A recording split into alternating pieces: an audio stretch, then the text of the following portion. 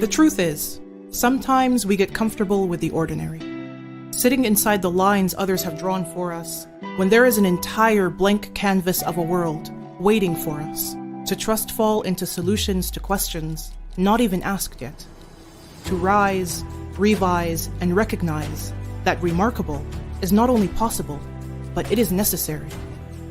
It is the result of daring to imagine beyond this partition of parameters, always onwards, upwards, and forwards, towards the whys of ideas redefined, the what-ifs of partnerships, the how can we improve this. This is more than a common belief that in order to succeed, we must always see details 3 steps ahead. This is not about spotting market trends or hopping on bandwagons, because many others have been there, and quite frankly, so have we.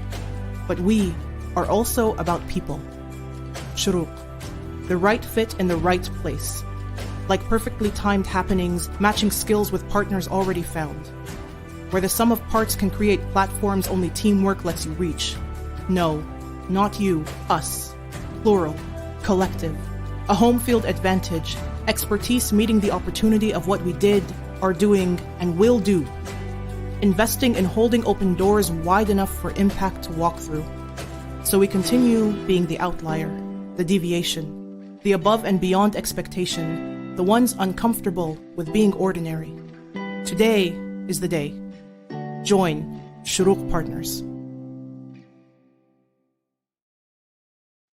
Hello and welcome everyone. This is your host Tariq Fouad, Head of Growth at Shorooq Partners, welcoming you all to this week's Founders Crushin It, brought to you by Shorooq Partners, the leading early stage tech investor in the Middle East, North Africa, and Pakistan. Today, we will have the pleasure to discuss additive manufacturing and the role that 3D printing is having in transforming the manufacturing industry with Fahmi Al Shawwa, who's the CEO and the founder of Immensa Labs. Fahmi holds multiple certifications in additive manufacturing and is one of the pioneers in additive manufacturing, especially in the oil and gas industry and across the energy sector. He leads a team of more than 45 specialized engineers with presence in KSA, UAE, Kuwait, and USA and UAE. Fahmi has also served as a board member to several companies across the region. He's a member of a number of professional associations, including the Young Presidents Organization. He graduated with a dual degree in finance and marketing and has completed various specialized courses at London Business School, Singularity University, MIT, and currently is even a Harvard Business School a multi-year president's program. With this exciting resume, I can't wait to introduce you to Fahmi Al Shawwa. But first, let's get to know Immensa.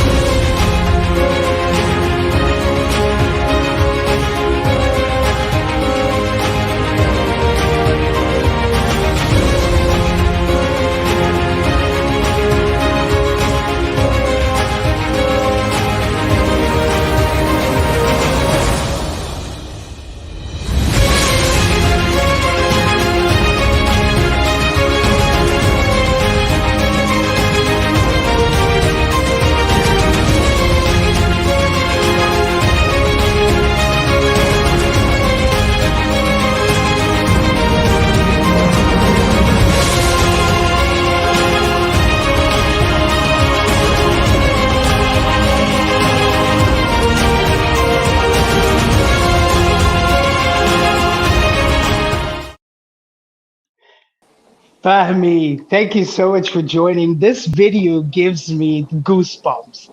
Amazing, awesome video. and we can't thank you enough for you joining us today and this week's Founders Crushing It. Thank you so much for joining.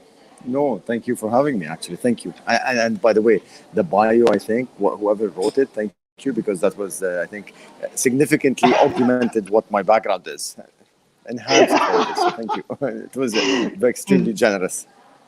Not at all. I mean, there is definitely reasons why we've backed you and Immensa Labs, and I bet you are far more interesting and far more amazing to be with physically than online. So I'm looking forward to our discussion today. And today I think in today's topic, it's very rare to see additive manufacturing 3D companies out there who are actually cracking the code for making this industry click and making corporates actually try out something new, something innovative. And we're glad that Immensa Labs obviously found a little bit of what the secret sauce is to enable this industry. But first of all, I wanted to understand from you, what was it that appealed to you to start Immensa Labs and the additive manufacturing industry as a whole? Thank you. I want to say it was back probably around 2014. I came across the printers, just some basic desktop 3D printers. And to be honest, what fascinated me was the technology itself, just the possibilities with it, and how underutilized that technology was globally, but more so in the region. And that hence the name Immensa. Immensa is Latin for unlimited, infinite possibilities, and that's literally what I saw the technology offering: unlimited potential and possibilities of producing stuff. Very, very interesting. I didn't know that was a Latin word for limited possibilities. Now you're giving me even more goosebumps. So interestingly enough, this industry and this market has really had no players. I would say five and obviously 10 years ago. But now it's more and more becoming competitive. What would you say is Immensa Labs' one strength or some of the strengths that it makes Immensa Labs increasingly become a competitive marketplace for what it is right now? I think the approach, the general approach, when we looked at it and we came into it, it wasn't really the technology. One of the things I always say is people talk about additive manufacturing industry. I mean, it's not really an industry; it's a manufacturing process. And how do you apply it in different industries? So I think what differentiated what we did is we looked at it from a value add perspective and what it can do to specific industries, specific companies, as opposed to setting up and saying, we're going to 3D print stuff for you. And that was sort of the journey we went into. The second part, I think, of the success or some of the recognition we're getting is the back end and utilization. So we tend to really focus a lot on what should be actually produced using 3D printing. Not everything should be. So the back end utilization, sort of the platforms, the softwares we developed around this technology, I think gives us a bit of an edge.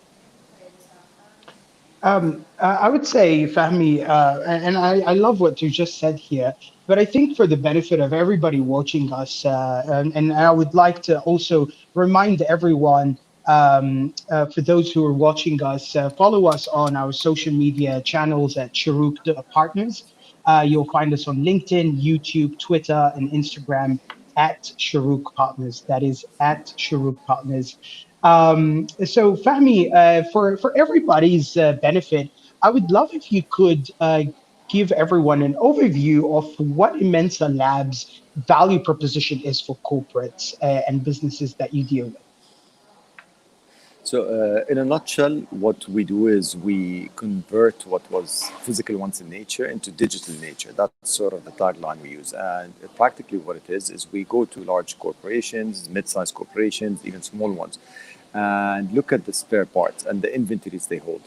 We're of the belief that you don't need to physically actually store parts today. You don't need to really waste resources. You don't need to actually have a footprint of warehouses. And the technology today allows us from the material science to the softwares to the additive manufacturing and so on to actually take these physical parts, convert them to a digital format, and then produce them on demand, a real just-in-time process. So that's what we specialize in, the digital supply chain and digitizing physical warehouses. So I always use the example of iTunes or Netflix. We used to rent CDs and videotapes. Now we actually download. This is today a reality with physical parts. So if you need a spare part for your car, Mercedes is sending a file to the closest dealer and he produces it for you. If you need a part for your for a train in Dubai Metro, they actually download the file and they produce a spare part. Dubai Metro actually utilizes that technology. They download the spare part and install it in Dubai Metro. So that's really sort of our offering. Understood. And it's empowered by additive, of course. I mean, that's why you go into the assessment, but you also need the additive to enable you to provide that. Understood. And I wanted to ask you here. There's a lot of those who are in the additive manufacturing industry. They say that digital manufacturing will play a key role in transforming manufacturing. Can you talk to us a little bit more about what does this mean and what it might look like for today's manufacturers? I think we're at a crossroad globally. Pandemic sort of expedited this, but digital manufacturing or a digital supply chain is really sort of transforming the entire way we think. And there's two parts to that. The first segment is the front end. It's actually the design and the capabilities, the soft parts of manufacturing. Anytime you want to produce something, you need to actually have the blueprints, the workshop. And today, between the softwares that are available, between the capabilities, you're actually moving that a lot on the digital format, which is unlocking a lot of value in terms of from design aspects. So today, with generative design and with very new tools and AI, you're able to design products much more efficient than the way they were designed previously. So that's the first element of the digital manufacturing. The actual design of things is changing to make it more efficient, more sustainable, and so on. The second part is the manufacturing process itself. Between automation and the new digital manufacturing process, such as 3D printing, you're really moving away from a labor-intensive process and to a very automated. So in a typical factory today, you're looking where you have 2-3 technicians or 2-3 engineers running 100 machines. And if you think 10 years ago, it was really the other way. You really had to have hands-on running these CNC machines, running these casting machines. So I think on both fronts, the design aspect of parts and the manufacturing itself, where it's shifting the landscape of manufacturing. And Fahmi, I think it probably, obviously, with you being out there in the market, you're involved with a lot of discussions with these customers and these businesses. What are some of the perceptions or conceptions that you're faced with on a day-to-day basis when talking to clients about 3D printing? I mean, and we have maybe online, specifically right? 3D printing, their spare part. I'll probably need like 6-7 hours to go through it. The biggest misconceptions I want to say, the first thing obviously is the mindset, is people's mindset and accepting adopting, trying new things. But on the specifics, I think the biggest misconception is what 3D printing does. When 3D printing started, it was a lot of prototyping, a lot of plastic 3D printing. So people are still stuck in the realm of plastic. And whenever we give them a part that's made of metal that weighs 12 kgs, the first thing they look at, their mouth just opens and they gasp, saying, this is 3D printed. They don't expect it. So plastic, prototyping, toyish versus actual functional parts. The second misconception is the cost. People assume right away that it's more expensive. And I understand where they come. The thing is, it's not expensive. It's knowing what to produce using additive manufacturing. It's same as everything else. You don't try to fit a square in a circle hole. You need to figure out what parts or what components fit into 3D printing. You don't do everything in 3D printing just for the sake of 3D printing it. So I think these are the two biggest misconceptions. They use it, what is it being used for, and the cost comparison to alternative methods. So a lot of products, every product we produce is actually more cost effective in additive than it would have been in conventional. And kind of maybe following up a question on what you've just said, there must be still challenges in 3D printing that you're currently facing. I would say the some of the challenges when it comes to taking 3D printing mainstream. What are some challenges that are currently being faced with such companies like yours? There's a few things we look at. Number one is we invest in the hardware, and in terms of the hardware of 3D printing, there's a massive amount of suppliers. There's a lot of capacity for 3D printing across the world today. There's an excess capacity, more machines deployed, but not enough content. Not enough people are investing into creating or identifying what it is. So that's one challenge I think that's globally that people are struggling with. What do we actually produce on these machines? The second thing is the focus. I think that's a big challenge where you look at certain sectors that are extremely mature in additive. So you look at aviation, you look at space, and you look at medical. These three sectors have adopted additive into mainstream. Every single Boeing flight, a GE engine or a Boeing flight has a additive 3D printed component inside it. So that's something that just makes it more real for people. It's how do you come and identify within each sector, the automotive sector, where can I apply it? Into the heavy equipment, where do I apply it? In oil and gas. So that's one of the things I think that we need to start filtering. One of the challenges we know a lot of companies face is they set up their 3D printing generic service bureaus, and then they struggle with who do they cater to. Second thing is standards.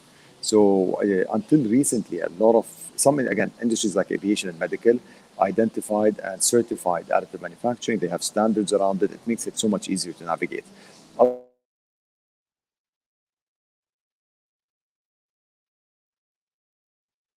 Fahmi, have we lost you there?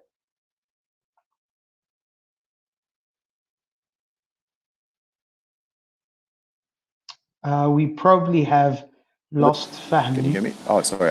Yes, you're back. I am back. Yeah, sorry. Yeah. So I'm saying that you froze too. So I'm saying that the largest obstacle or challenge globally is the mindset. Today, the decision makers are generally, you're talking people in their 40s, 50s, and so on in traditional business. And it's very difficult to get these people to really change the way they're doing things. So I think that would be the biggest challenge everyone faces, the mindset. The old versus the new, and how do you start adopting? In the next 10 years, I think you'll start seeing a very big change in that. And how do you envision Immensa Labs kind of changing that mindset? And maybe it's a great segue for us to kind of speak about the vision that you have for Immensa Labs. Where do you see your focus and the big changes you're going to do over the next couple of years? And maybe before you answer that, I just want to remind everybody who's watching us now on LinkedIn, Twitter, and YouTube, feel free to ask us any questions. We have Fahmi Shawwa from Immensa Labs. So feel free to ask any questions if it was for Immensa Labs or Shorooq Partners by commenting in the comment section below. So as Fahmi kind of grabs his his voice back, Fahmi, we were saying, what is your vision of Immensa Labs and how are you going to contribute in that change of mindset that we're speaking about? We tackle it in a simple way. What's the solution we're offering clients? We don't talk about 3D printing. We use that buzzword to get us through. But our vision over the next, in the medium term, I'd say, is really to sort of get the digital supply chain ingrained into people's minds. We believe that digital is the way that global supply chain is changing. We're building our entire platforms. We're investing millions of dollars on the tech side of it to enable digital supply chain. We've seen over the last 2 years, we don't even have to go further, between the pandemic, between what happened in the Suez Canal, between the current glut and the bottleneck in the global supply chains. We can't get semiconductors. Digital is the way forward. Immensa, we are currently the global leaders in the digital supply chain of oil and gas sector, and we're looking to expand that across. So our vision is very simple. We are the largest and will continuously be the largest within our focus area of digital inventory solutions for the energy sector. And what could you share with us in terms of probably the big chess moves, or maybe kind of the few challenges that you're going to focus on in the next few years as Immensa Labs? Any kind of big moves that you want to focus on short term?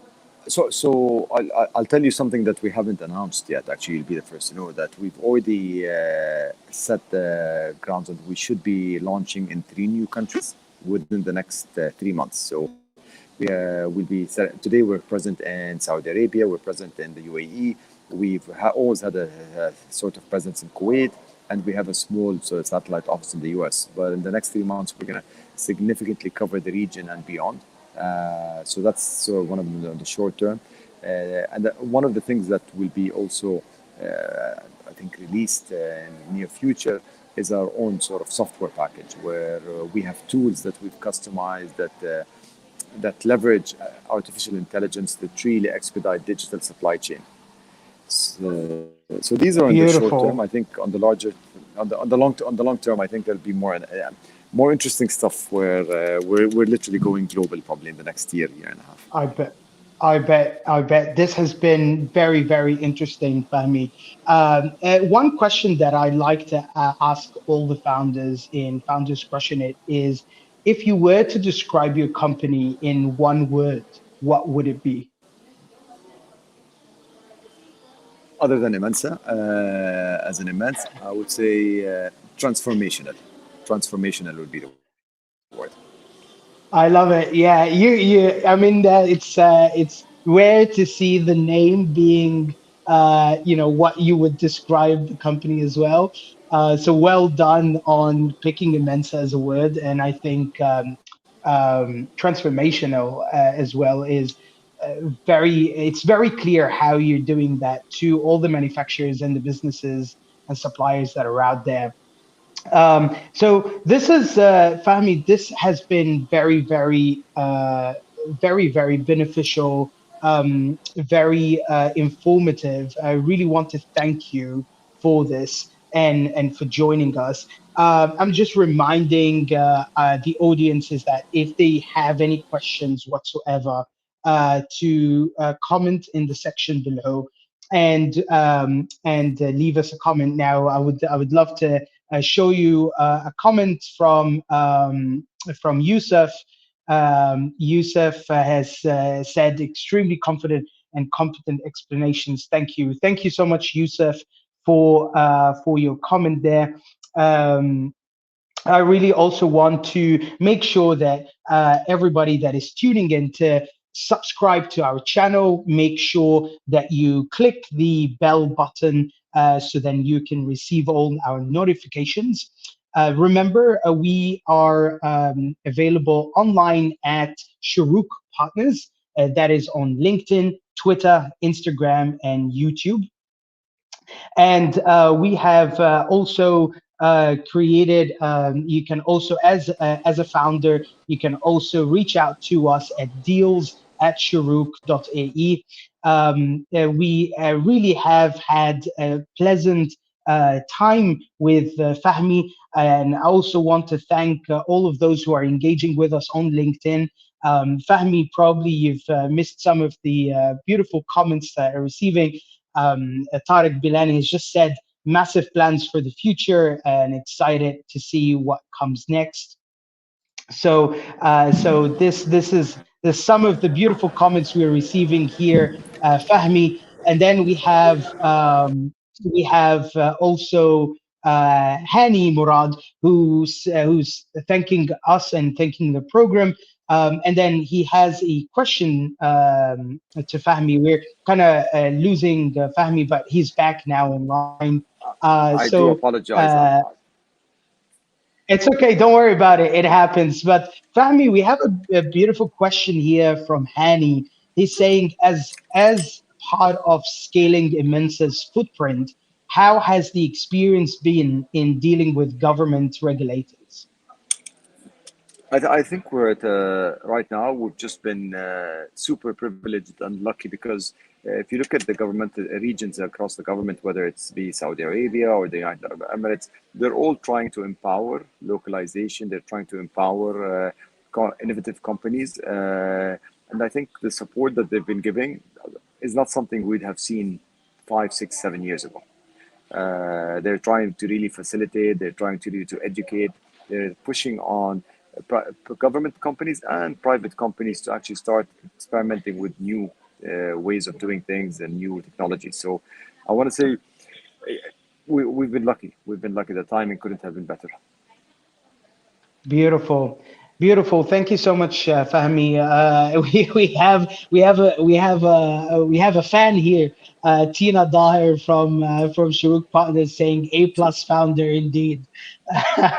Thank you, Tina, Tina. Tina's fabulous. One of the smartest people I've actually encountered in the VC world. Indeed, she is. So, without further ado, we really want to thank you again, Fahmi, for your presence today in Founders Crushing It. I really want to thank you again for the time and the effort and the hustle that you've been putting around with Immensa and your team. Thank you so much for joining us today. Thank you very much for inviting me. Seriously, it was a privilege to be here. Thank you. Okay, well, so everyone who's joining us today, thank you so much for tuning in at another series of Founders Crushing It. We'll meet you next Wednesday, 7 p.m. GST time, live on LinkedIn, YouTube, and Twitter at Shorooq Partners. Without saying a lot here, thank you, everyone. And one last thing before I forgot. This is just news, recent news. Shorooq Partners has won the FinTech Investor of the Year for the third consecutive year at FinTech AD. So congratulations to Shorooq Partners and the team for a great effort. And we want to thank all the partners, Abu Dhabi Global Markets, and our founders and startups for making this happen and for being part of our journey. Without further ado, from Tariq Fouad, your host of Founders Crushing It, have a great day.